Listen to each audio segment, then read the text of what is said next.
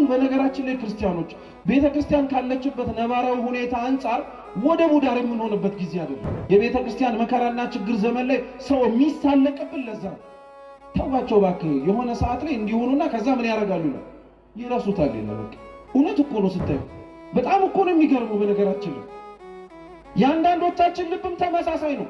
እንደ ጭንጫው መሬት ዘሩን ተቀብሎ በስሜት ከማብቀል ባለፈ ለጥቂት ለእፍታ ለእሳቱ ሞቅታ ያክል ድረስ ከመታየት ባለፈ ሌላ ፍሬ ይገኝብን።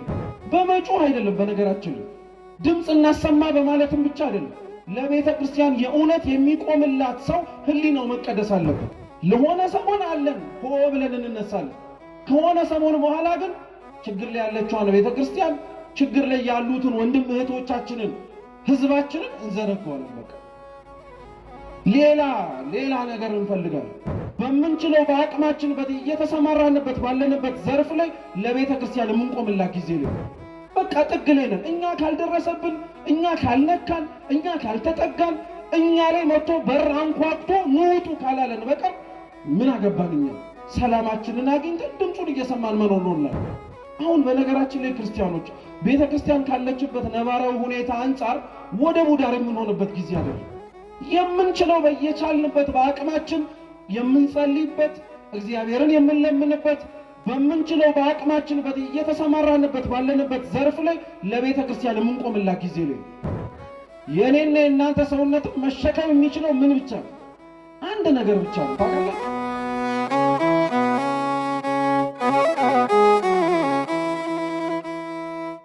ሊዘራ ወጣ። እርሱም ሲዘራ አንዱን በመንገድ ዳር ወደቀ፣ ወፎችም መጥተው በሉት። ሌላውም ብዙ መሬት በሌለበት በጭንጫ ላይ ወደቀ፣ ጥልቅ መሬትም ስላልነበረው ወዲያው በቀለ። ፀሐይ በወጣ ጊዜ ግን ጠወለገ፣ ስርም ስላልነበረው ደረቀ። ሌላውም በእሾህ መካከል ወደቀ፣ እሾሁም ወጣና አነቀው። ሌላውም በመልካም መሬት ወደቀ፣ አንዱም 100 አንዱም 60 አንዱም 30 ፍሬ ሰጠ። የሚሰማ ጆሮ ያለው ይስማ ይላል። ስለ ቃሉ የአምላካችን ስም የተመሰገነ ይሁን። እኛ ቁጥር 3 ላይ ተጽፎ ባለው ኃይለ ቃል መነሻነት እንማራለን ማለት ነው። እስኪ ዘሪ በሉ። ሊዘራ ወጣ። ድገሙት። አሁንም ዘሪ ምን ሊያረግ ወጣ? ሶስተኛ ድገሙት። ዘሪ ምን ሊያረግ ወጣ? በዚህ ቃል መነሻነት እንማራለን። አምላካችን ቅዱስ እግዚአብሔር እንዲያስተምረን የእርሱ ቅዱስ ፈቃድ ይሁንልን። የቅዱስ ማቴዎስ ወንጌል ከአራቱ ወንጌላት መካከል አንዱ ነው። ወንጌላት በዋነኝነት የትኩረት አቅጣጫቸው ሆነው በቤተ ክርስቲያናችን ውስጥ ያላቸው ሚና ሲጠቀስ 3 ነገሮችን ነው ትኩረት አድርገው የሚናገሩት፣ የሚያስተምሩት፣ መልእክትም የሚያስተላልፉት። የመጀመሪያው የወንጌላት ትኩረት አቅጣጫቸው ስለ ጌታችን ስለ ኢየሱስ ክርስቶስ ማስተማር፣ ማሳወቅ ነው።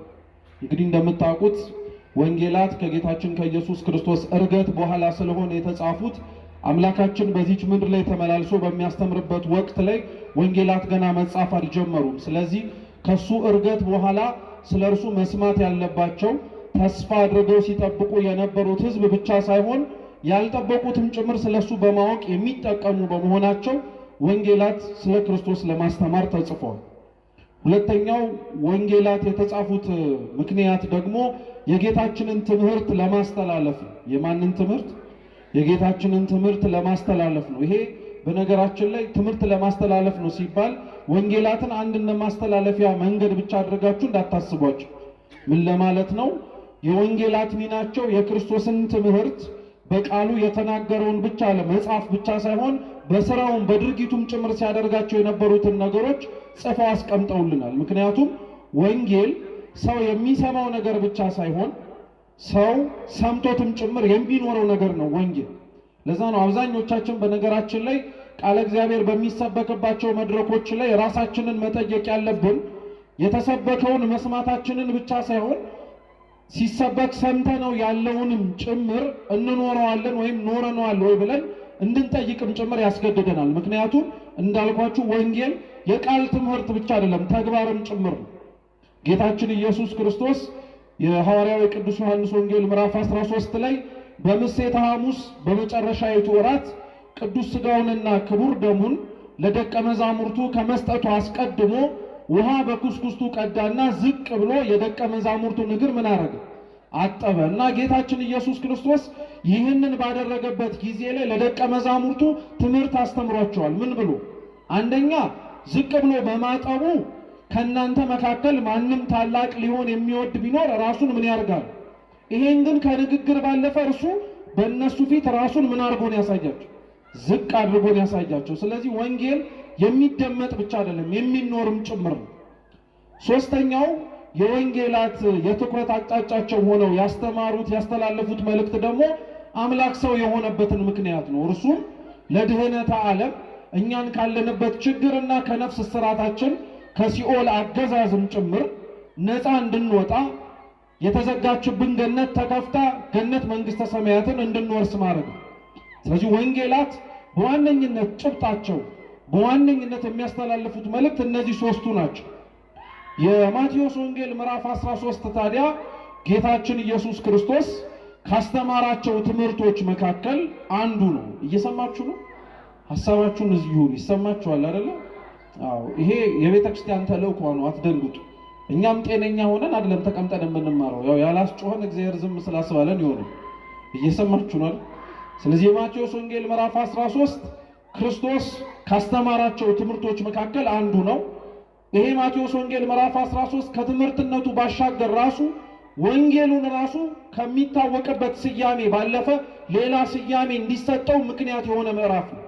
የማቴዎስ ወንጌል ብዙ ጊዜ ላይ በመጽሐፉ ርዕስ ላይ ተጽፎ የምናገኘው አባቶቻችንም ማነው ጸሐፊው ብለው ሲናገሩ የምንሰማው ቅዱስ ማቴዎስን ነው። ግን ቅዱስ ዮሐንስ አፈወርቅ የማቴዎስ ወንጌል ማቴዎስ ወንጌል ተብሎ ከመጠራቱ ባለፈ የምሳሌ ወንጌልም ተብሎ እንደሚጠራ ይናገራል። ምክንያቱም ምዕራፍ 13 በሚባለው ምዕራፍ ላይ ክርስቶስ ስለተለያዩ ጉዳዮች በምሳሌ በጣም በተደጋጋሚ ያስተማረበት ክፍል ነው።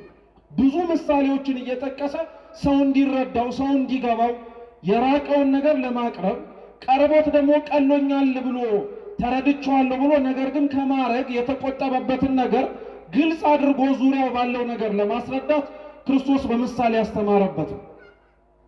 ይሄ የማቴዎስ ወንጌል ምዕራፍ 13 ለዛ ነው ክርስቶስ ያስተማረው የመጀመሪያው የምሳሌ ትምህርት ነው ይባላል። በእርግጥ አንዳንድ በቤተ ክርስቲያናችን ሊቃውንት ክርስቶስ ለመጀመሪያ ጊዜ ያስተማረው የምሳሌ ትምህርት ይህ አይደለም ይላሉ። የማቴዎስ ወንጌል ምዕራፍ 5 ምዕራፍ 6 ላይ ባስተማራቸው ሰፊ ትምህርቶች ላይ አምላካችን በተለያዩ ምሳሌያቶች ያስተማራቸው አገላለጾችና ትምህርቶች አሉ። ይሄ የሚለየው ምንድነው? ይሄ ወጥ የሆነ ምሳሌ ከምሳሌነቱም ባለፈ ትርጉሙም እዛው ክርስቶስ እንዲህ ሊል እንደፈለገ በደንብ አርጎ ዝርዝር አርጎ አስተምሯቸዋል። ይሄንን ክርስቶስ ያስተማረው ትምህርት እንግዲህ የሚጀምረው ቁጥር 3 ላይ ዘሪ ዘሩን ሊዘራ ወጣ ብሎ ምን እስኪ ዘሪ በሉ ምን ሊዘራ ወጣ ብሎ ነው የሚጀምረው ትምህርቱ። ግን ትምህርቱን ለመረዳት ራሱ አስቀድመን የነበረበትን ነባራዊ ሁኔታ ክርስቶስ ወደዛ ትምህርት ምን እንደገፋፋውና እንዲያስተምር እንዳረገው ማወቅም ያስፈልጋል። ታሪኩ ሲነበብ እንደሰማችሁት ቁጥር 1 ላይ ኢየሱስ በቤት ውስጥ ነበረ ይላል።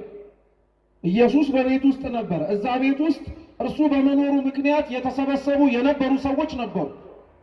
እርሱን ለማየት የመጣ አለ፣ ለመማር የመጣ አለ፣ ተአምር ፈልጎ የመጣ አለ፣ ርቦት ጠምቶት የመጣ ሰው አለ። ለተለያየ ምክንያት ነው የመጣው። ብቻ እዛ ቤት ውስጥ ግን ጌታችን ኢየሱስ ክርስቶስ ነበረ፣ ብዙ ሰውም ነበር። እርሱ የነበረበት ቤቱ ደግሞ መሸከም የማይችላቸው ሰዎች እርሱ ያለበት ቦታ ላይ አብረው ተጠግተው ፊቱን ለማየት ደግሞ ያልቻሉ ሰው ከዛ ከቤቱ በስተውጭ ሆኖ በጣም ብዙ ነበሩ። ስለዚህ ክርስቶስን የማየት ናፍቆታቸውን አምላካችን ኢየሱስ ክርስቶስን ለመመልከት ያላቸውን ፍላጎት ተመለከተና ክርስቶስ ከነበረበት ቤት ወጣላቸው ወደ እነሱ እንዲያዩት እንዲመለከቱት ማለት ነው። መስማት የፈለጉትም እንዲያዳምጡት፣ እርቦናል ጠምቶናል የሚሉትም ካጠገቡ ተጠግተው ከእጆቹ መብላት መጥገብ እንዲችሉ ማለት ነው። ለፈለጉበትና አስፈላጊ ነው ብሎ ላመነበት ምክንያት ጌታችን ኢየሱስ ክርስቶስ ከቤት ወደ ውጭ ወጣላቸው። ከቤት ወደ ውጭ ከወጣ በኋላ ብዙ ሕዝብ አብሮት እየተከተለው ይራመድ ነበር። ክርስቶስ አሁንም ትምህርቱን አልጀመረም። ሕዝቡ እየተከተለው እርሱ አብሮ ሄድ ነበር። ከተወሰነ ርቀት በኋላ ግን ከፊት ለፊታቸው ባህር ነበረ። ባህሩ ላይ ደግሞ ታንኳ ነበር። ክርስቶስ ታንኳ ላይ ቆመና ወደ ባህሩ ወደ ውስጥ እየተጠጋ ህዝቡ ደግሞ ወደ ዳር ቆመው ማለት ነው ማስተማር ጀመረ። ሊያዩት ከመጡ ሊያዳምጡትና ሊማሩ እዛ ቦታ ላይ ከቤት ወደ ውጭ እንዲወጣ ድምፃቸውን ሲያሰሙ ከነበረ ለምንድን ነው ክርስቶስ እዛ ወደ ዳር ቆሞ ሊያስተምራቸው ያልፈለገው? ለምንድን ነው እነሱስ እሱ ወደ ዳር ባይቆም ዙሪያቸው ላይ ባለ ባህር ላይ ሊጓጓዙበት በሚችሉበት መንገድ ወጥተው ለምንድን ነው አብረው እየተንሳፈፈ ካለው ክርስቶስ ጋር አብረው እየተንሳፈፉ የማያዳምጡት? እነዚህን ጥያቄዎች እንድንጠይቅ የሚያስገድደን በነገራችን ላይ ጉዳዩን ለማስፋት አይደለም። እነዚህን ጥያቄዎች እንድንጠይቅ የሚያስገድደን ወንጌል ላይ ያለ ምክንያት የተጻፈ ምንም ነገር ስለሌለ ክርስቶስ ላስተማረው ትምህርት እነዚህን ነገሮች ጥያቄያቸውን መልስ መስጠት አስፈላጊ ስለሆነ ነው። ክርስቶስ ታንኳ ላይ ቆሞ በሚያስተምርበት ጊዜ ላይ እነሱ ወደ ዳር እንደመሆናቸው አሁን እንደ ዘመናዊው ጊዜ የድምፅ ማጉያ ድምፅን ጮክ አድርጎ በርቀት ላለ ሰው እንዲደመጥ በሚቻል መልኩ የሚያግዝ ምንም አይነት መሳሪያ አልነበረም። ሰው በድምፁ ነው የሚያስተምረው፣ ያኛውም ሰው የሰውን ድምፅ እየሰማ ነው የሚማረው። ስለዚህ ክርስቶስ አስቡት፣ እንኳን ሰው ባህር ላይ እየተንቀሳቀሰ ማስተማር ቀርቶ አሁን እኔ እንኳን የምጠቀምበትን የድምፅ ማጉያ ድምፁን አጥፍቼው እየተንቀሳቀስኩኝ ባወራ ወይም ብናገር የድምፄ ልክ ሊደርስበት እስከቻለው ድረስ ያለው ሰው ያዳምጣል እንጂ ሁሉም ሰው ይሰማል አይሰማም። ስለዚህ ክርስቶስ ምን ሊል ፈልጎ ነው ወደቡ ላይ ቆሞ ማስተማር ሲችል ታንኳው ላይ ይወጣ? ታንኳው ላይ የወጣበትን የክርስቶስን ምክንያት የቤተ ክርስቲያናችን ሊቃውንት የተለያየ ትርጉም ሰጥተውታል። የመጀመሪያው ክርስቶስ የቆመባት ታንኳ ያስተማረባት ቦታ ቤተ ክርስቲያን ናት ብሏል። እስኪ ታንኳዋ በሉ እንጂ ማናት? ቤተ ክርስቲያን ናት። ታንኳ መሸከም የሚችለው ስንት ሰው? እሺ ግልጽ እንዲሆንላችሁ ታንኳ ጀልባና መርከብ ያላቸውን ልዩነት ታውቃላችሁ? መርከብ በጣም ትልቅ ነው፣ እንኳን ሰው ዕቃም ይሸከማል። ከመርከብ የሚያንሰው ምንድነው? ጀልባ ነው። ጀልባ ደግሞ ከመርከቡ ባነሰ የተወሰኑ ዕቃዎችንና የተወሰኑ ሰዎችን ይሸከማል። ታንኳ የምትባለው በጣም ትንሿ ያለችው ናት። መሸከም የመቻል አቅም ቢኖራት ራሱ መሸከም የምችለው በጣም ብዙ ሰው አይደለም። አንድ ሰው ያለምንም ችግር መሸከም ትችላለች። ከአንድ በላይ ሰው ግን እየበዛባት ከሄደ ታንኳ ራሱ መሸከም ስለማችል ምን ማድረግ ትጀምራለች? መስጠም ትጀምራለች። ክርስቶስ የቆመባት ታንኳ ቤተ ክርስቲያን ናት ማለት ቤተ ክርስቲያን ራሷ መሪዋ አለቃዋ ድምፁን ሰምተው የምትታዘዝለት ማንም ብቻ ነው ማለት ነው፣ ክርስቶስን ብቻ ነው ማለት ነው። የቤተ ክርስቲያን መሪዎች ሆነው የቤተ ክርስቲያን እንደራሴዎች ሆነው በአባቶቻቸው ወንበር ላይ ተቀምጠው ያሉ መሪዎችንም ብትመለከቱ በእነሱ ላይ አድሮ የሚናገረው በእነሱ ላይ አድሮ ቤቱን የሚመራው የሚያስተዳድረው ማን ነው? እግዚአብሔር ነው። ታንኳ መሸከም የምችለው ስንት ሰው ብቻ ስለሆነ ነው? አንድ። ቤተ ክርስቲያንም ሊመራት የሚችለው ሊያስተዳድራት የሚችለው አንዱ እግዚአብሔር ብቻ ነው። ሌላ ማንም ሊያደርጋት አይችልም። ለማንም አትመችም። በነገራችን ላይ ቤተ ክርስቲያን ከእግዚአብሔር ውጭ ለማንም አትመችም። ማንም መጥቶ ቤተ ክርስቲያን ውስጥ ከእርሱ ውጪ እንደፈለኩት ላርጋትም ማለት አይችልም፣ ሊያረጋትም አይችልም። አንዴ ለእርሱና ለእርሱ ብቻ ተብላ የተሰራች አካል ነው። ምን ማለት መሰላችሁ? ቤተ ክርስቲያንን እኔ ሌላ ሰው መጥቶ እመራታለሁ ከክርስቶስ ውጪ አለ ማለት የእናንተ አሁን አካልና ሰውነታችሁ ማለትም ጭንቅላትና ሰውነታችሁ አለ አይደል? እየሰማችሁ ነው? ምናችሁና ምናችሁ? ጭንቅላትና ሰውነታችሁ አለ። ለምሳሌ የእናንተን ጭንቅላት ሌላ ሰው ሰውነት ላይ የሌላ ሰውን ሰውነት የእናንተ ጭንቅላት ጋር አብሮ ማገጣጠም ይቻላል? ለምንድን ነው የማይቻለው? ምን ችግር አለው? ያም ጭንቅላት ነው፣ ይሄም ጭንቅላት ነው። ያም ሰውነት ነው፣ ይሄም ሰውነት ነው። አይጣጣምም አይደለም? ይሄ ጭንቅላት የተሰራው ለየትኛው ሰውነት ነው? ኧረ መልሱ ባካችሁ። ለራስ ሰውነት ነው። ያንተ ጭንቅላት የተሰራው ለማን ነው? እቺ ቤተ ክርስቲያን የተሰራችው ራሷ ማን እንዲሆናት ብቻ ነው። ሲጀመር በነገራችን ላይ እቺ የተሰበሰብንባት ቤተ ክርስቲያን የማን ቤተ ክርስቲያን ነው? እስኪ አሁን እንደው ትምህርቱ እንደዛ ስለተባለ መራን እንጂ በደህናው ቀን የት ነው የምትሄዱት ሲባል ቤተ ክርስቲያኑ ነው የምትሉት እንዴ? የት ነው የምትሄዱት ስትባሉት የት ነው የምሄደው ነው የምትሉት? እና ቤተ ክርስቲያን የማን ናት ስንባል የማን ነው የምንለው? ታረቋ ወይ የኛ ወይ የእግዚአብሔር ነው። የማን ናት? መጀመሪያ ቤተ ክርስቲያን ባለቤትነቱ የክርስቶስ ነው፣ የእሱ ናት። ከሱ ነው እኛ የተቀበልናት ራሱ ይሄን በምን ታውቃላችሁ ብንባል ወንጌል ላይ ጌታችን ኢየሱስ ክርስቶስ ስለማንነቱ ለደቀ መዛሙርቱ ጠይቋቸው ነበር የምታስታውሱ ከሆነ እና ሰዎች የሰውን ልጅ ማን ይሉታል ብሎ ሲጠይቃቸው አንዳንዶች መጥምቁ ዮሐንስ ነህ፣ አንዳንዶች ኤርምያስ ኤልያስ ነህ ይሉሃል፣ አንዳንዶች ከነቢያት መካከል አንዱ ነው ይሉሃል አሉ። እናንተስ እኔን ማን ትሉኛላችሁ አላቸው። ቅዱስ ጴጥሮስ ፈጠን አለና ምን ብሎ መለሰ? አንተ ሕያው የእግዚአብሔር ልጅ ነህ፣ አንተ የዮና ልጅ ስምዖን ብፁዕ ነህ፣ ንዑድ ነህ፣ ክቡር ነህ። በዚህች በሰጣት ምስክርነት ላይ አለት ላይ ቤተ ክርስቲያኔን አንጻታለሁ አለ። እስኪ ቤተ ክርስቲያኔን በሉ በሉ በሉ ድገሙት።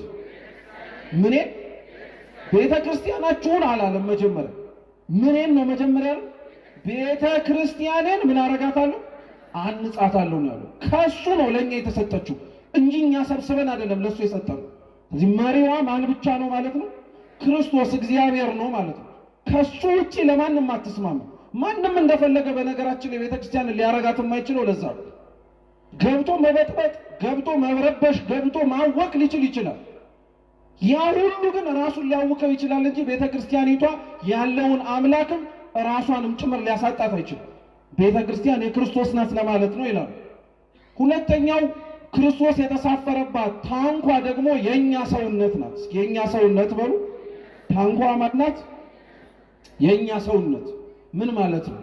ታንኳ አሁንም መሸከም የምችለው ስንት ሰው ነው? የኔና የእናንተ ሰውነትም መሸከም የሚችለው ምን ብቻ ነው? አንድ ነገር ብቻ ነው። ታውቃላችሁ? አብዛኞቻችን አሁን ከበደን፣ ጨነቀን፣ ግራ ገባን፣ ብዙ ነገር ውስጥ ሆነን ብለን የምንጨነቀው በጣም የሚያስጨንቅ ነገር ውስጥ ስለገባን ብቻ አይደለም። የኛ ሰውነት የተባለው ቤተ መቅደስ መሸከም ከሚችለው በላይ ስለጫን ነው። እየሰጠመ ዓለም የመሰለ ዙሪያው ያሉትን ነገሮች አብሮ ለመዋልና ለማደር እያስመሰለ የሚገኘው መቆምና ሊቆምባት ከሚገባው ከክርስቶስ ውጪ ብዙ ነገር ስለጫን ነው። ኃጢአቱንም ጭነነዋል፣ ነውሩንም ጭነነዋል፣ ዘረኝነቱንም ጭነነዋል፣ ጎጠኝነቱንም ጭነነዋል። ስለዚህ እንዴት ይሸከም ይሄ ሰውነት? የተሰራው ለክርስቶስ ቤተ መቅደስነት ብቻ ነው። የተሰራው እርሱ እንዲመለክበት እንዲቀደስበት። በነገራችን ላይ ሰይጣን እንኳን በድፍረት የማይጠጋውን ሰውነት እኮ ነው እኛ በጣም ብዙ ነገር የጫነው ታውቃላችሁ። መላእክት በጣም የኛን ሰውነት ያከብሩታል። ሰይጣን ደፋር ስለሆነ ነው። ሰይጣን አንድን ሰው ርኩስ መንፈስ ገብቶ የሚጸናወተው ለምን እንደሆነ ታውቃላችሁ? ከመጀመሪያው ጀምሮ ሰይጣን ከነበረበት ሰማይ ሲዋረድ የመጀመሪያም የመጨረሻ ምኞቱም እንደ አምላክ መሆን፣ ያንን ስላላገኘ ሊያገኝም ስለማይችልና ስለተዋረደ እስካሁን ድረስ የእግዚአብሔር የዙፋኑ መገለጫ የሆነው ሰማይ ላይ መውጣት ቢያቅተው የኛ ልቦና ውስጥ ግን ለማደር ይሞክራል። ያድራልም ጭምር አንዳንዶቻችን ላይ እውነት አስብ። ጥሩ ሰይጣን መልአክ እንደሆነ መቼም ማንም የሚጠራጠር የለም። እዚህ ውስጥ ቅድስና የለውም እንጂ ርቀቱ፣ ሌላው አገልግሎቱ መላእክት እንደነበራቸው እንዳለው ነው ያለው። ቅድስና ነው የሌለው። ለምን ሰይጣን የደፈረውን ሰውነት ሚካኤል ገብርኤል ለምን አይገቡበት? ሰይጣን ገብቶ ክፉ እንደሚያሰራን ገብርኤል ሚካኤል ገብቶ እኛ ሰውነት ውስጥ አድረው ለምን ቅድስና ያሰሩን? መላእክት የኛን ሰውነት ለምን እንደማይገቡበት ለምን እንደማይጫኑበት ታውቃላችሁ? ዙፋንነቱ የተሰራው ለአንዱ ለማን ብቻ ስለሆነ ለእግዚአብሔር ብቻ ስለሆነ ነው። እኛ ግን አያችሁት ስንቱን ነገር ጫንበት። ለእግዚአብሔር የማይመቸውን ለአምላካችንም ጭምር አብሮ ሊሄድ የማይችለውን ጫንበት። ስለዚህ እግዚአብሔር ታንኳዋ ላይ ቆመ ማለት ሰውነት መሸከም የሚችለው ምንም ብቻ ነው ለማለት ነው። እግዚአብሔርን ብቻ ነው። ከሌላ ነገር አጫ ነው። ከጫንክም አውርደው። ከፍ ብለህ መታየት የምትችለው በዛ ነው። ሁላችንም እንደተሰጠን የክርስትና ስም እንደተሰበሰብንባት ቤተ ክርስቲያን መኖር እንደሚጠበቅብን ሕይወት መመስከር እንደሚጠበቅብን ምስክርነት ልንገኝ አልቻልነው። መርከብ የተባለች ታንኳ ተብላ የምትጠራ ሰውነታችን ላይ ብዙ ነገር ጫንባት በቃ። ስለዚህ ክርስቲያን መስለን እንታይ ይሆናል እንጂ ሆነን ግን አልተገኘንም። እግዚአብሔር በቸርነቱ ሁላችንን ይርዳል።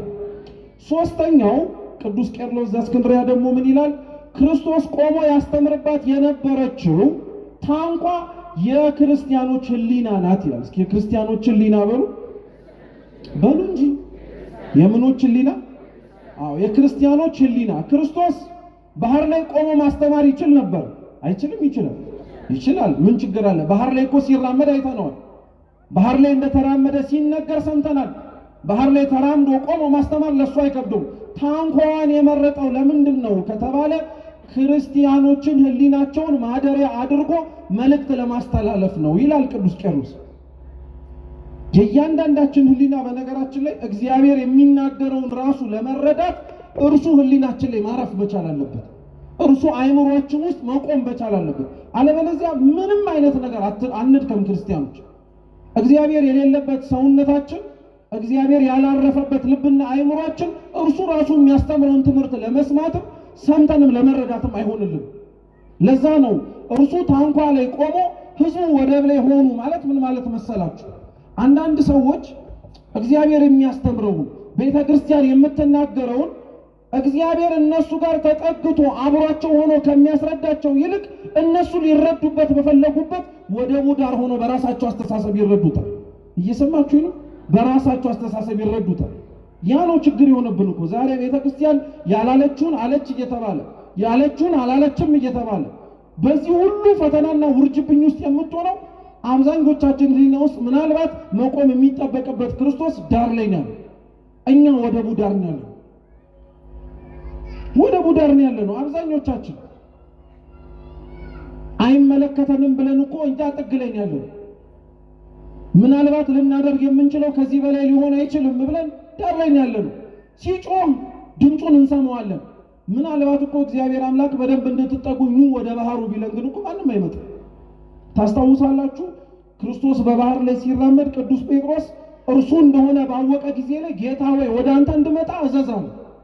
ጴጥሮስ እኮ ከነበረባት መርከብ ከወንድሞቹ ወርዶ ክርስቶስ የቆመባትን ባህር እየረገጣት አልፏል።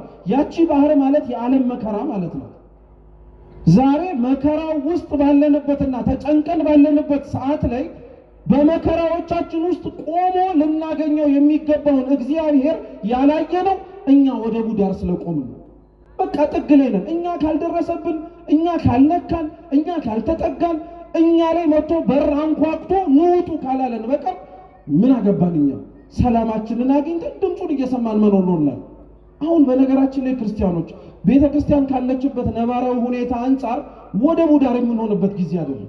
የምንችለው በየቻልንበት በአቅማችን የምንጸልይበት እግዚአብሔርን የምንለምንበት በምንችለው በአቅማችን እየተሰማራንበት ባለንበት ዘርፍ ላይ ለቤተ ክርስቲያን የምንቆምላት ጊዜ ላይ በመጮህ አይደለም። በነገራችን ላይ ድምፅ እናሰማ በማለትም ብቻ አይደለም። ለቤተ ክርስቲያን የእውነት የሚቆምላት ሰው ህሊናው መቀደስ አለበት። ቅዱስ ባስልዮስ ዘቂሳርያ ምን ይላል? ክርስቶስ ያደረበትና እርሱ የሚሰራበት ሰውነት የሚታወቀው ይላል። እስኪ ሐሳቡ በሉ የተቀደሰ አንደበቱ የተገራ ሰውነቱ ለመከራ የተዘጋጀ ነው። እግዚአብሔር እንዲህ አይነቱን ሰውነት ለሁላችን ሰጥቶናል። እርሱ ደግሞ እንደዛ እንዲያደርገን ፈቃዱ ይሁንልን። እንደዚህ ዓላማ ኖሮት ነው ክርስቶስ ታንኳዋ ላይ ቆሞ ማስተማር ጀመረ። ዘሪ ዘርን ሊዘራ ወጣ። አንዱን እንደምታውቁት መንገድ ላይ ዘራው። ሁለተኛውን ደግሞ መከራ ፀሐይ የበዛበት መሬት ላይ ጭንጫው መሬት ላይ ዘራው። ሶስተኛውን እሾህ መሬት ላይ ዘራው። አራተኛውን ደግሞ መልካም መሬት ላይ ዘራው። ክርስቶስ ራሱ ይሄን ያስተማረውን ትምህርት ይተነትነዋል። ዘሪው ራሱ እንደሆነ፣ ዘሩ የሚያስተምረው ትምህርት እንደሆነ፣ የተዘራባቸው መሬቶች ደግሞ የኛ እርሻ የኛ ልቡና እንደሆኑ ይናገራል። ከዛ በመነሳት የተወሰኑ ነጥቦችን እናንሳ። እዚሁ ክርስቶስ ባስተማረው ትምህርት ላይ አንደኛ ጌታችን ኢየሱስ ክርስቶስ እንደ ገበሬነቱ እናስበው። አንድ ገበሬ ተነስቶ የዘራውን ዘር መልሶ የሚዘራውን ዘር የሚያገኘው ቀድሞ ከዘራው ዘር እንደሆነ ማናችንም እናውቃለን። ገበሬ ዘሩን ይዘራል። ወቅቱ ሲደርስ ያጭዳል፣ ይሰበስባል። ጎተራ ካስገባው ዘር ላይ መርጦ ምርጥ ዘር ብሎ ይለያል። እየሰማችሁ ነው? ምርጥ ዘር ብሎ ይለያል። ያቺን ምርጥ ዘር በቅል አድርጎ ከቤቱ አናት ላይ ያንጠለጥላታል፣ ግድግዳው ላይ እርጥበት እንዳያገኘው እንዳይበላክበት። ለምን? ምቹ የሆነ ጊዜ ምቹ የሆነ ወቅት ሲመጣ መልሶ ዘሩን ምን ስለሚያደርገው ስለሚዘራ። ስለዚህ አሁን ይሄን ገበሬ ዘሩን ለይቶ መርጦ አስተካክሎ አስቀምጦ መሬት ላይ ዘራው ብትሉት ይዘራው እንዴ? ገበሬ መሆን አይጠበቅባችሁም እኮ። አንድ ገበሬ አምጥታችሁት አሁን እዚህ ደረቅ መሬት ላይ ዘራው ዘረህን ብትሉት ይዘራው አይዘራውም። እንኳን ደረቅ መሬት ላይ ዘርቶ የዘራው ጎተራው ውስጥ ቢያልቅበት እንኳን ያቺን ዘሩን ጠብሶ አይበላትም። ክረምት እስኪመጣ የሚዘራበት ወቅት እስኪደርስ ይጠብቃል። መራብን ይመርጣል። ምክንያቱም ያቺን ዘር አውጥቶ ከበላት ነገ ወቅቱ ሲመጣ ምን የሚያደርገው የለው፣ የሚዘራው የለው። ስለዚህ አሁን እንደ አንድ ገበሬ አስቡት። ደረቅ መሬት ላይ ያ ገበሬ ዘሩን ይዘራው? መልሱ እንጂ ጥሩ አድጎ ፍሬ የማያገኝበት ፀሐይ ሲመታ የሚያደርቅበት የጭንጫ መሬት ላይ ይዘራው? አይዘራውም። እሾሃማ የሆነ መሬት ላይ ቢዘራው መጥቶ ዘሩን ለመንቀል የሚከብድበትና ፍሬውን ለመሰብሰብ የሚከብደው ቦታ ላይ ይዘራው? ዘራው ቢባል የሚዘራው አራተኛው መሬት ላይ ነው፣ ትርፍ የሚያገኝበት ማለት ነው። ምን ማለት መሰላችሁ? እግዚአብሔር እንዳስተማሪነቱ ቃሉን እንደሚዘራ ገበሬነቱ እስኪ አስቡት፣ እኛ ላይ የሚዘራብን ለምንድን ነው ብላችሁ ጠይቃችሁ ታውቃላችሁ? ገበሬ እንደተባባልነው እኮ መዝራት ያለበት ምርት የሚያገኝበት ቦታ ላይ ነው። አሁን የኔና የናንተ የልቡናችን እርሻ 30፣ 60፣ 100 ያማረ ፍሬ የሚያፈራ ሆኖ ያንዳንዶቻችን ልብ እኮ እንደ መጀመሪያው መሬት ከፈርዖንም በላይ የጸና ልብ ያለን ሰዎች እኮ አለ። ምንም ነገር የማይሰለጥቀን፣ ምንም ነገር የማይበግረን፣ ምንም ነገር ካለንበት ቦታ ራሱ የማያንቀሳቅሰን። በጣም እኮ ነው የሚገርመው። በነገራችን ላይ ያንዳንዶቻችን ልብም ተመሳሳይ ነው። እንደ ጭንጫው መሬት ዘሩን ተቀብሎ በስሜት ከማብቀል ባለፈ ለጥቂት ለእፍታ ለእሳቱ ሞቅታ ያክል ድረስ ከመታየት ባለፈ ሌላ ፍሬ ይገኝብን። የአብዛኞቻችን የልቡናችን እርሻ መሬት እንደዛ ስለሆነም ጭምር እኮ ነው። ታውቃላችሁ የቤተ ክርስቲያን መከራና ችግር ዘመን ላይ ሰው የሚሳለቅብን ለዛ ተዋቸው እባክህ የሆነ ሰዓት ላይ እንዲሆኑና ከዛ ምን ያደርጋሉ ነው ይረሱታል። በቃ እውነት እኮ ነው። ስታዩ ለሆነ ሰሞን አለን ሆ ብለን እንነሳለን። ከሆነ ሰሞን በኋላ ግን ችግር ላይ ያለችዋን ቤተ ክርስቲያን፣ ችግር ላይ ያሉትን ወንድም እህቶቻችንን፣ ህዝባችንን እንዘነጋዋለን። በቃ ሌላ ነገር እንፈልጋለን። እንደነዚህ አይነት መሬት ላይ ይዘራል እግዚአብሔር። እሾሃማው መሬት ተመሳሳይ ነው። ጥቅማ ጥቅም እንደሚያስረን ስጋዊ ድሎትና አምሮታችን ልንመስለው የሚገባንን ክርስቶስን እንዳንመስል እንደሚያደርገን እያወቀ አሁንም ይዘራል ክርስቶስ። በጣም እኮ የሚገርም ገበሬ ነው ማለት ነው። አያችሁት? እግዚአብሔር ሁሌም ክርስቲያኖች ከሱ የሚጠበቅበትንና ማረግ አለብኝ ብሎ አምኖ የሚያደርገውን ነገር አጉድሎ ያውቅ። ምን አርጎ ያውቅ? አጉድሎት ያውቅ። እንዲሁም የቅዱስ ማቴዎስ ወንጌል ምዕራፍ 21 ላይ ጌታችን ኢየሱስ ክርስቶስ በምሳሌ ሲያስተምር መንግስተ ሰማያትን የወይን ቅጥር እንደቀጠረላት፣ እየሰማችሁ ነው፣ የወይን መጥመቂያ ስፍራ እንዳዘጋጀላት እንዲሁም ደግሞ ማማ ግንብ እንዳነጸላት ሰው ይመስላል አለ። እስኪ ልብ ብላችሁ ስሙ። ለወይኑ ስፍራ የወይኑ ባለቤት ባለ እርሻው ማለት ነው ቅጥር ቀጠረለት፣ የሚያጠቃው ሰው መጥቶ እንዳይተናኮለው ማለት ነው። አንድ መጥመቂያ አዘጋጀለት። ወይኑ በስሎ ሲደርስ ተረግጦ የወይኑን ጭማቂ ወይኑን ዘለላው ተረግጦ ውሃው ፈሳሹ እንዲጠጣ ማለት ነው። ደግሞ ከሩቅ የሚመጣ ጠላትም መልሶ ማየት እንዲቻል ደግሞ ማማ ዘረጋለት። ከገበሬዎቹ ምን እንዳላቸው ታውቃላችሁ? ፍሬውን ልቀሙት ነው ያላቸው። ምኑን ልቀሙት? ቅጥር ቀጥር አላለው፣ መጭመቂያ ስራ አላለው፣ ማማ ገንብተ ጠላት እንዳይመጣ ከሩቅ ተከላከል አላለው። ይሄንም በሙሉ የሚያስፈልገውን ነገር ካሟላ በኋላ ከገበሬዎቹ ጥቂት ነው የፈለገው። በነገራችን ላይ እግዚአብሔር እንዲህ አይነት አምላክ ነው። ብዙውን ነገር ለኛ ሰጥቶን አብዛኛውን ነገር መጠቀም እንድንችል አድርጎ ለእጆቻችን አጎናጽፎ ነው። ችግሩ ምን መሰላችሁ? አንደኛ እግዚአብሔር እንደሰጠን የማናውቅ ሰዎች አሉ፣ የታለ ብለን የምንጠይቅ። ሁለተኛ ተሰጥቶን ያበላሸን ሰዎች ደግሞ አሉ። ተሰጥቶን ምን ያደረግን? ያበላሸን። ዛሬ አጣነው፣ ዛሬ ከእግዚአብሔር ካልሰጠህን ብለን የምንተናነቀውን የምንለምነው ልመና በሙሉ እግዚአብሔር መጀመሪያ ሳይሰጠን የቀረ ነው። ዛሬ አጣነው የምንለውን ሰላም፣ ፍቅር፣ አንድነት፣ ርኅራኄ፣ ቸርነት፣ ቅንነት፣ ገርነት ሳይሰጠን ቀርቶ ነው። አንድም አግሩሎብን ያቅም ሰጥቶን እኛ ስላበላሸነው።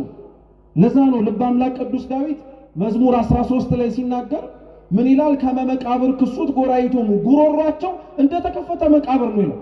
መቃብር ጠባዩ ምንድነው ተብሎ ቢጠየቅ እናንተ የሞተ ዘመዳችሁን የሞተ የራሳችሁን ሰው ስትቀብሩ ሰውነታችሁን አጥባው አይደለ? ሰውነቱ ታጥቦ እንዳይሸት እንደየባህሉ ስርዓት በንጹህ ጨርቅ ከተገነዘ በኋላ ሽቱ ተነስንሶበት አዲስ ሬሳ ሳጥን ተመርጦ በክብር እያልን እያለቀስን ወይኔ ወይኔ እያልን ምን እናደርገዋለን?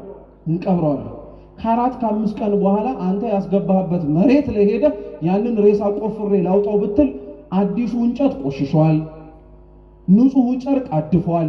አንተ ሽቶ የነሰነስክበት ሬሳ ምን ማድረግ ጀምሮ መቃብር ናችሁ ያለን እግዚአብሔር። እኛ እንደዛ ነው፣ መቃብር ነን። የተሰጠንን ሁሉ ያበላሸን፣ ሰላሙን በጥላቻ ፍቅሩን በመቧጨቅ ለወጥ ነው። ከዛ እንደሌለን እርሱም እንዳልሰጠን ጭምር እናጎረመረመበታለን። እግዚአብሔር የሆነት ሁላችን ልቦናችን ይመልስልን። አንድም ነገር አጉድሎብን አያውቅም፣ አንድም ነገር። ስለዚህ መሬቶቹ ዘር ለማግኘት ፍሬንም ጭምር ለመሰብሰብ ባይመቹም ገበሬው እየወጣ ዘራባቸው ማለት ፍሬ የማገኝበት መሬት ላይ ብቻ አይደለም እኔ የምደክመው፣ እንደማላገኝበት የሚታወቅበትን መሬት ላይ እኔ አልቆርጥም ተስፋ እያለ እኮ ነው እግዚአብሔር። ልቡናችሁ እንደ አለት ቢጸና መከራ ሲመጣ ተሳቃችሁ እንደምትደርቁ ባውቅም ጥቅማ ጥቅም አታሏችሁ ክርስቲያን ሆናችሁ ለመታየት ባትችሉ እኔ ግን አልደክምም፣ እዘራባችኋለሁ በደንብ አድርጌያለሁ። ስሙ ለዘላለም የተመሰገነ ይሁን። እውነት እኛ ራሳችን ላይ በቆረጥንበት የተስፋ መጠን እሱ እኛ ላይ አልቆረጥም እኮ። እኛ ራሳችንን ቸል ባልበት መጠን እሱ እግዚአብሔር ቸል አላለንም። እስካሁን ያስበናል፣ እስካሁን ይመለከተናል። እንደዛማ ቢሆን ኖሮ ክርስቲያኖች የሰማችሁትን ኑሩት እኮ ብሎ ዝም ማለት ይችላል። ያዳመጣችሁትን እስከ ስንት ዓመት በሙሉ የተሰበከውን ወንጌል ኑሩት፣ በቃ ከዚህ በኋላ ምን ላደርጋችሁ ማለት ይችል ነበር። ግን አይልም እግዚአብሔር። አንድ ቀን ይሄ እንደ አለት የጸናው ልብህ መሰንጠቁ አይቀርም። አንድ ቀን መከራ የሚያሳቅቀው ሰውነትህ በደንብ ጠንክሮ መገኘቱ አይቀርም። አንድ ቀን ጥቅማ ጥቅም አታሎ ክርስቲያን መሆንህ እንዳይታወቅ ዝቅ ያልክበት ጊዜ አብቅቶ ሾህ ተነቅሎ ከፍ ያልክ መሬት መልካም የሆነ እርሻ ልትሆን ትችላለህ። ስለዚህ እግዚአብሔር ተስፋ እንደማይቆርጥ አንደኛ በዚህ አስተማር። ሁለተኛ ቅድም ክቡር መምህራችን ሲያስተምሩ እንደሰማችሁት የኔታ አንዱ ክርስቲያኖች ከሚጠበቅባቸው መንፈሳዊ ሕይወቶች መካከል ክርስቶስን በመከራ መምሰል ነው። በምን መምሰል ነው? በመከራ መምሰል ነው። በመከራ መምሰል ነው። ሲሰማ ቀላል ነው፣ ሲደመጥ እውነት ነው ያስብላል። ኑሩት ስንባል ነው ችግር የሚመጣው። እንኳን ሰይፍና ስለት እኛ ላይ ተነስቶ መጥቶብን በየክፍለ ሀገሩ ሕይወታቸውን ለሃይማኖታቸው እያጡ እንዳሉት ወንድም እህቶቻችን የሰው ፊት እንኳን እኮ እኛ መታገስ አንችልም። አሁን እኔ ፊቴን እንኳን ባኮሳትር ወይ እናንተ አይ ምናምን ብትሉ እኔ ራሱ መሸከም አልችልም፣ እናንተ መሸከማችሁ።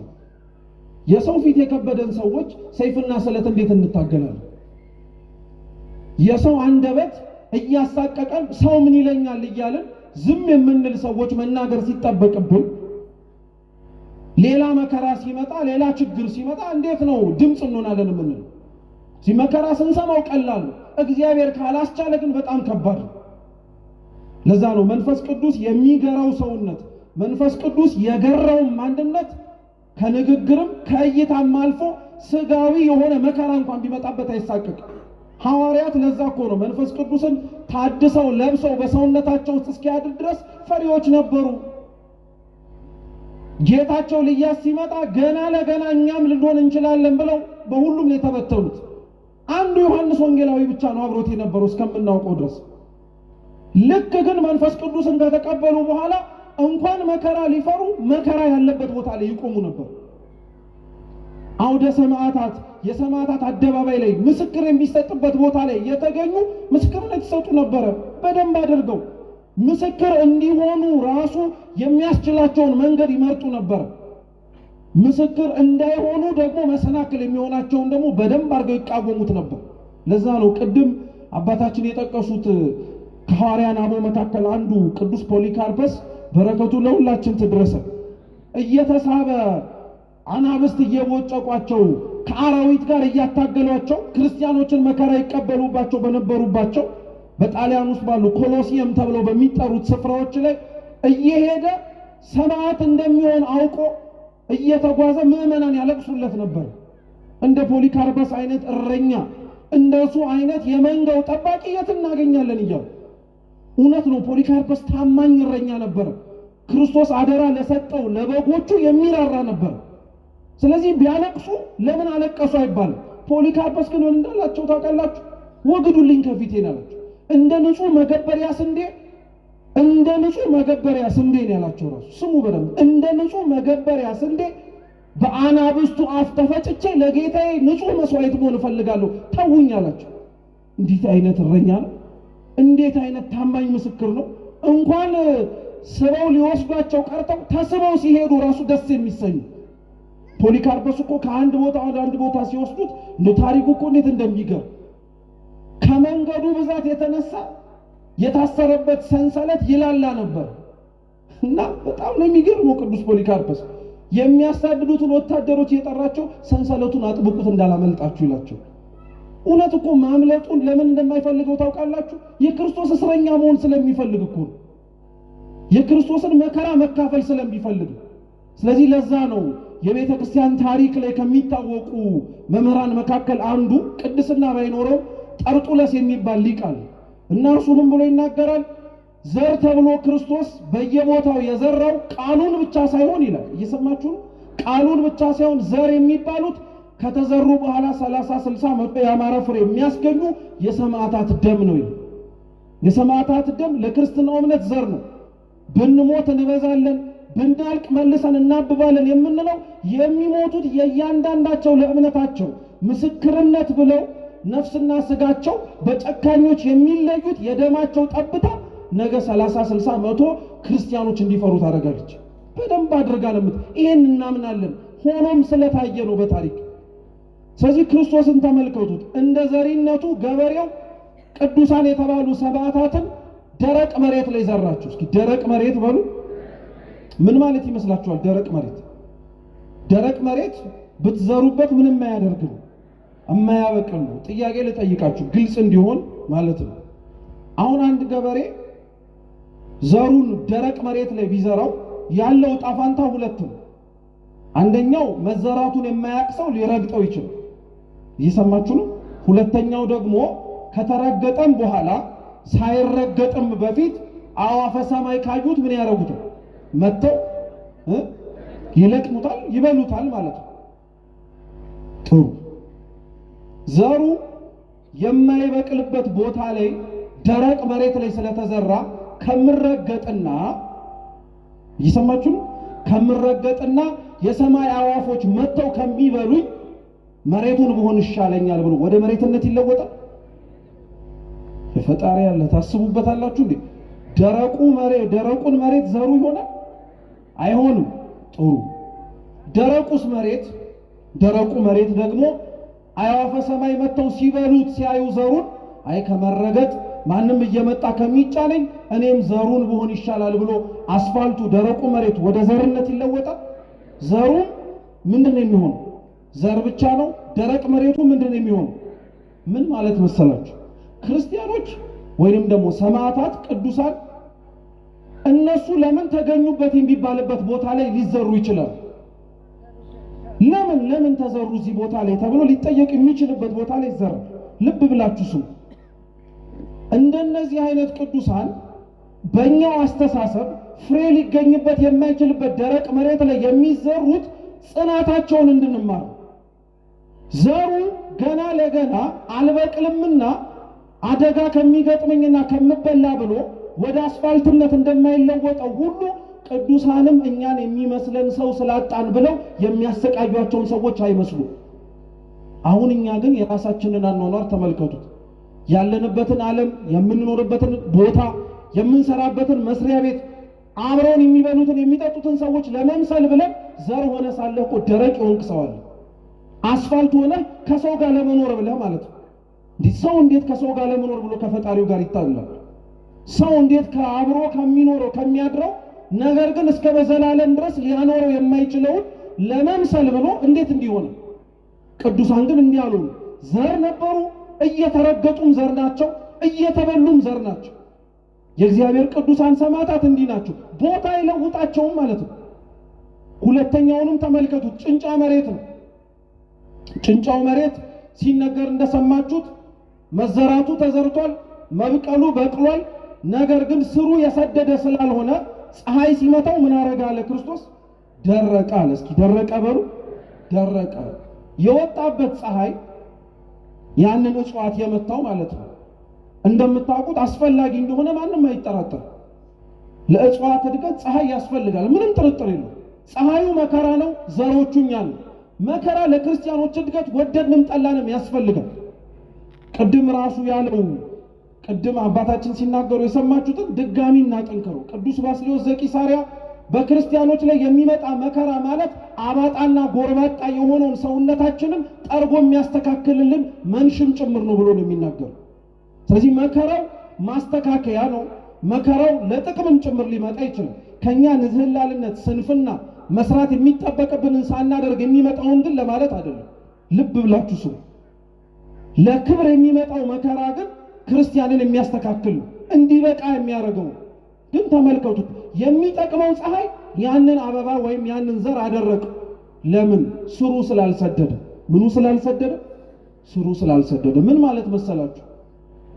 ይሄ ዘር ክርስቲያኖች ናቸው። ፀሐዩ መከራ ነው። መከራ ሲመጣባቸው የሚከስሙ የሚደርቁ ፍሬ ያለባቸው መስለው ታይተው ነገር ግን የሌላቸው ሰዎች መካከል ላይ የሚዘሩ ክርስቲያኖች አሉ። እኛ መከራ ደረሰብን ብለን እንዳንሳቀቅ፣ እኛ ተፈትነናል ብለን የእግዚአብሔር ላይ ያለንን ተስፋ እንዳናጣ ከኛ በላይ የሚፈተኑ ሰዎችን እግዚአብሔር እንድናይ ያደርገናል። ከኛ በላይ እየተሰቃዩ ያሉትን ሰዎች ድምፃቸውን እንድንሰማ ያደርገናል። ግን ምን ያክል ሰው ድምፁን መስማት እንደሚፈልግ ራሱ ፈጣሪን የሚያውቅ። አንዳንዶቻችን እኮ እንኳን የክርስቲያኖችን መከራ ላይ ናቸው ብሎ ለመናገር ድምፃቸውን ጩኸት ስንሰማ ራሱ በስመ አብ ወወልድ ወመንፈስ ቅዱስ ስለዚህ ያሳቅቅ ነው የምንለው። ኧረ ወገኖች የታው ግን እንደዛ ይባልም ነበረ። እንደውም ያን ጩኸት ከኛ ጋር እየሰማ ነው ማልቀስ ነበር የሚጠበቅብን፣ ማንባት ነበር የሚጠበቅብን። ግን አልታደልንም። ያንኑ እሱ አላንስ ብሎ ደግሞ ድምፃቸውን መስማት አንፈልግም። እስኪ ቶሎ አሳልፈው የችግር የረሃብ የሰቆቃ ነገር ቴሌቪዥን ላይ እኮ ሰው ማየት አይፈልግም። እውነት አስብ መልሱ እንጂ እውነት ነው። ያለፍነውን እንኳን የ77ን ድርቅ ማንም ማየት አይፈልግም። በስመ አብ ወወልድ ወመንፈስ ቅዱስ ምን ማለት ነው የምታሳየኝ? አሳልፈው ነው የሚለው። ሰው እንደሚራብ ማየት አንፈልግም። ሰው እንደሚጠማ መመልከት አንፈልግም። አንዱ በነገራችን ላይ የምንቀበላቸው አጽዋማት ዋነኛ ዓላማቸው ይሄንን ነው። አንተ ለተወሰነ ሰዓት ፈቅደ ወደ ስትራብ የሚሰማ የሆድ የረሃብ ስሜት ሰው ሳይፈቅድና ሳይወድ እህል አጥቶ ይሰማዋል። ያ ስሜት እንዲሰማ ተፈልጎ እኮ ነው። ሌላውን ጽድቅ እንኳን ቢቀር ማለት ነው። እዚህ መከራ የበዛበት ቦታ ላይ እኛ የምንደርቀው መካከል ላይ የሚዘሩ ዘሮች አሉ። ቅዱስ ባስልዮስ ደግሞ ድጋሚ ይሄኛውን ሌላ ትርጉም ይሰጠዋል። ምን ይላል መሰላችሁ? ከላይ አፍርተው ከስር ግን ስር ሳይሰዱ የነበሩት ዘሮች ማለት አስመሳይ ክርስቲያኖች ናቸው ይላቸው። እስኪ በሏት። ምን ነው አይዟችሁ በሏት። አስመሳይ ክርስቲያኖች ከላይ ስንታይ በደንብ ጠንቅቀን ፍሬ ያፈራን ምን መስለው በደንብ ጠንቅቀን እንኳን ሌላ ችግር ቀርቶ እኛ ራሳችን ለመከራው መከራ ምን መስለው እኛ ራሱ ለሚመጣብን ነገር ከዝግጅታችን አንፃር ሌላስ ምን አለ ምን መስለው ግን አይደለም። ስር ቆንጥጠን ስላላደግን ስር ቆንጥጠን ቤተክርስቲያን ትምህርቷን፣ ዕውቀቷን፣ ትውፊቷን፣ ሕይወቷን፣ ገድሏን፣ ግርፋቷን ስላላወቅንላት ስር ሰደን ስላላደግን ስላልቆነጠጥን የሆነ ነገር ሲመጣ እንሸበራለን። እግዚአብሔር የጸና ልብ ለሁላችንም ይስጠን። ሶስተኛው መሬት እሾሃማው መሬት ነው። እሾህ እንደሚታወቀው ገበሬ ፈልጎ ምናልባት ሊተክለው የሚችለው አጥር መከላከያ እንዲሆነው ነው እንጂ ገበሬ ስንዴ የሚዘራበት ላይ እሾህ አብሮ ይዘራል አይዘራም። መከራ ነው። በኋላ ላይ ዘሩ ሲደርስ ችግር ነው የሚያመጣው። ምን ማለት መሰላችሁ? ክርስቶስ እዚሁ የማቴዎስ ወንጌል ምዕራፍ 13 ላይ ሌላ ያስተማራት የምሳሌ አጭር ትምህርት አለች። ምን ይላል? አሁንም ራሱን እንደ ገበሬ ዘርዘሪያ ይመስልና ቀን ወጥቶ ይዘራል ይላል። መቼ ወጥቶ ይዘራል? ቀን ወጥቶ ይዘራል አለ። ከዛ ምን ይላል መሰላችሁ? ገበሬው ቀን ዘርቶ ከጨረሰ በኋላ ማታ ደግሞ ጠላት መጥቶ ይዘራባቸዋል አለ። ምን ያደርግባቸው? አንዳንዶቻችን ቀን ላይ መስማት ማዳመጥ እንዳለብን ተጠርተን የምንመጣበት ጊዜ ላይ ልቡናችንን እንከፍታለን። ጥሩ ነው። ለእግዚአብሔር ልቡን ያልከፈተ ታዲያ ሰው ለማን ሊከፍት ነው? ችግሩ ግን ምን መሰላችሁ? የአብዛኞቻችን ልብ ለእግዚአብሔር ብቻ መከፈት ሲያስፈልገው ልባችንን ከፍተነው ለጠላትም ጭምር እንዲዘራበት የፈቀድንም አለ። እሾህ ማለት ፍሬ ለመልቀም በጣም የሚያስቸግር ነገር ነው። ሳይፈለግ የሚያድግ ነገር ነው። ብዙ ሳንፈልጋቸው የበቀሉብን እሾሆች አሉ።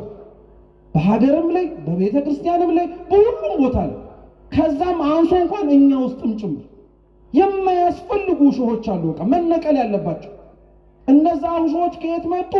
ስናንቀላፋ። ምን ስናረግ? ስናንቀላፋ። የተዘራብንን ዘር ስላልጠበቅን፣ የሰማነውን ቃለ እግዚአብሔር ሌላ ሰው እንዳያበላሽብን አልጠበቅነው። ለዛ ነው ጠላት እኛ መሬቱን መጠበቅ በሚገባን ገበሬው ዘሩን ዘርቶ በሄደበት ቅጽበት ላይ ስናንቀላፋ መጥቶ ይዘራል። ዛሬ እንደ ችግር የምናወራቸው ነገሮች በሙሉ ሰይጣን ፈተነን ብለን ከምንናገረው ባልተናነሰ የእንቅልፎቻችን ውጤት ናቸው። አንቀላፍተናል። ቅድም ተምረናል በደንብ በሰማዕትነት ትምህርት አንቀላፍተናል በደንብ አድርገን። መንቃት ሲጠበቅብን፣ መበርታት ሲጠበቅብን እንደ ዋዛ መጾም፣ መጸለይ፣ መስገድ፣ መመጽወት ሳይሆን ከልባችን እነዛ ማድረግ ሲጠበቅብን ምን ችግር አለ? የነቢያቱ ሲያልፍ አብዩ ይመጣል፣ አብዩ ሲያልፍ የሐዋርያቱ ይመጣል፣ የሐዋርያቱ ሲያልፍ ፍልሰታ ትመጣለች እያልን ጾሙን ሳንጠቀምበት ገብቶ እያስወጣ ነው ተቸገረ። እያንዳንዱ ጾም ግን በዓላማ ተጀምሮ በግብ የተጠናቀቀ ነበር። እኛ ጋር ግን ሲመጣ ምናልባት ስለ ስጋዊ ፍላጎትና ዓላማችን ካልሆነ በቀር በጾሙ ሀገርን አስበው እንጾማለን፣ ቤተ ክርስቲያንን አስበን እንጾማለን።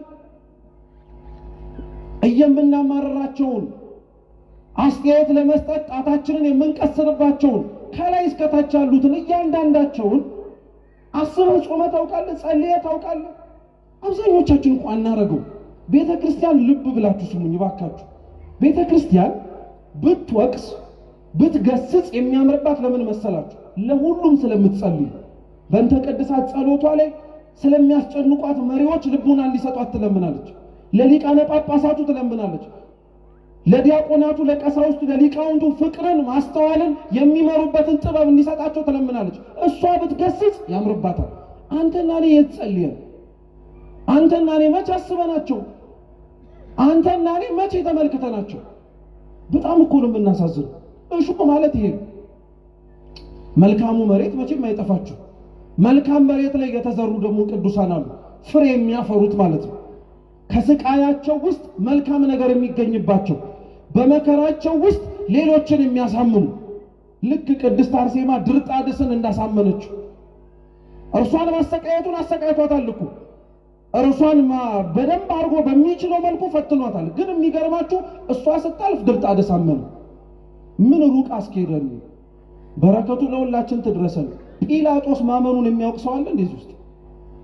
ጲላጦስ እኮ ክርስቶስን አሰቃይቶት ያንን ሁሉ መከራ እንዲቀበል ከደሙ ንጹህ ነኝ ብሎ ታጥቦ በመጨረሻ አምኖ ስንክሳራችን ላይ እኮ ታሪኩ በረከቱ ትድረሰን ተብሎ የተጻፈለት ሰው። መልካም መሬት ማለት ይሄ 30 60 100 ያማረ ፍሬ የሚገኝበት። ሁለት ሶስተኛው የመጨረሻው እንድታውቁት የሚያስፈልገው ከምንገባው ጾም ጋር አሁን ከነገ ጀምሮ እንቀበለው ጾም እንደምታውቁት የነቢያት ጾም። የነቢያት ጾም ዋነኛ ጭብጡ ዓላማው ነቢያት ክርስቶስ ለአዳም የሰጠውን ቃል ኪዳን በማሰብ በማስታወስ አምላክ ሰው ይሆናል፣ ይወርዳል፣ ይወለዳል፣ ያንን ዘመን ቅርብ እንዲያደርግላቸው የጾሙት የተማጸኑት። አሁን ያነበብነው ትምህርት በነገራችን ላይ በዘመነ ክረምትም የሚሰበክ ስብከት ነው፣ በዘመነ ነቢያትም የሚሰበክ ስብከት ነው። ስሙ በደንብ። ክርስቶስ መጀመሪያ ቤት ውስጥ ነበረን ያልኳችሁ። ምን ውስጥ ነበረ?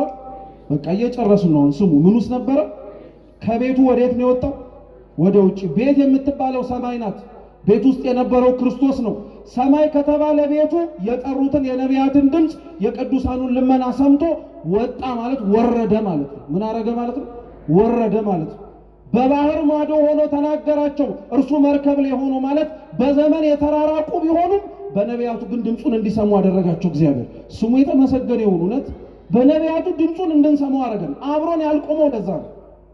ዘመን እስኪመጣ ድረስ፣ ጊዜው እስኪደርስ ድረስ እመቤታችን ንጽሕት ድንግል ማርያም ማኅፀኗን ከተማ አድርጋ እስከምትሰጠው ድረስ ታንኳው ላይ ነበረ፣ ሰማይ ላይ ነበረ። እርሱ አልተጠጋነውም፣ አልደረስንበትም። ድምፁን ግን ከሩቅ ሆነን እየሰማነው ነበር። ከዛስ ዘሪ ዘሩን ሊዘራ ወጣ። እስኪ ዘሪ በሉ እንጂ ምኑን ሊያረግ ወጣ? ዘሩን ሊዘራ ወጣ። የዘራው ዘር አንደኛ ቃለ እግዚአብሔር ነው፣ ሁለተኛ ሰማዕታት ነው ብያቸዋል።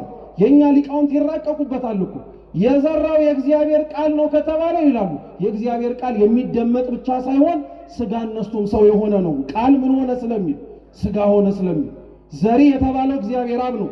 ዘሩን ሊዘራ ወጣ ማለት እግዚአብሔር አብ ልጁ እግዚአብሔር ወልድን ወደ ምድር ላከው ማለት ነው። ይሰማችሁ? ይሄ የተዘራው ዘር ሰው የሆነው ክርስቶስስ ምን መሬት ላይ ወደቀ? አንደኛ ደረቅ መሬት ላይ፣ ሁለተኛ ጭንጫ መሬት ላይ፣ ሶስተኛ ምን መሬት ላይ? እሾሃማ መሬት። ምን ማለት ነው? በዘመናት የማይመቹ ጊዜያት ውስጥ ራሱ ስለ ክርስቶስ ይሰበክ ነበር። ደረቅ መሬት ልብ ባላቸው በነፈርዖን ዘመን ክርስቶስ ይሰበክ ነበረ። አለት ተብሎ በሚጠራው ሙሴ ሕጉን በተቀበለበት ዘመን ላይ የእግዚአብሔር ቃል ይዘራ ነበር። ቅዱስ ዮሐንስ አፈወርቅ እንዲሁም በደንብ የሚራቀቅበት ክርስቶስ አንድም ዘሩን መሬት ላይ የዘራው ቃሉን በሙሴ አማካኝነት እንደሚሰጣቸው ለመናገር ነው ይላል። ቃሉን በሙሴ አማካኝነት ሕጉን እንደሚሰጣቸው ለመናገር ነው ይላል። ሁለተኛስ ጭንጫ መሬት ላይ ዘራው መከራ የበዛበት ማለት ነው። በዛ መከራ በበዛበት ዘመን በምርኮ ዘመን በነ ዳንኤል በነ ኤርምያስ ዘመን ያናግራቸው ነበረ፣ ያሳስባቸው ነበረ። ተስፋ እንዳያጡ በነቢያቱ ያስተምር ነበር። ለዛ ነው ዘሪው አንድም እግዚአብሔር አብ ነው፣ አንድም ዘሪዎቹ ነቢያቶች ናቸው። ቃሉን በማይመች ቦታ ይሰብኩ ነበር። ሶስተኛው እሾሃማ የሆነ መሬት ነው። ክርስቶስ ለመምጣት የደረሰበት ክርስቶስ ሰው ለመሆን የቀረበበት ዘመን ማለት ምልአተ ኃጢአት ጫፍ ላይ የደረሰበት ነበረ። በቃ ከአዳም ከሔዋን የተቀበልነው በደል አንድ ነገር ነው። እርሱ ሳያንሰን ደግሞ ጭራሽ የራሳችን በደል ነበረብን። የዛች የኃጢአታችን የጽዋው የመሙያ ጫፍ ላይ ሲደርስ እግዚአብሔር በመልካም መሬት ተብላ በምትጠራ በንጽሕት ድንግል ማርያም እርሻ ላይ ተዘራ። በቀለ 30 60 100 ያማረ ፍሬ አስገኘ ማለት የእርሱ ሰው መሆን ብዙዎችን በሙሉ አስገኘ። የሚሰማ ጆሮ ያለው መስማትን ይስማል። የሰማነውን በልቦናችን ሰሌዳ ይጻፍልን። ወስብሐት ለእግዚአብሔር።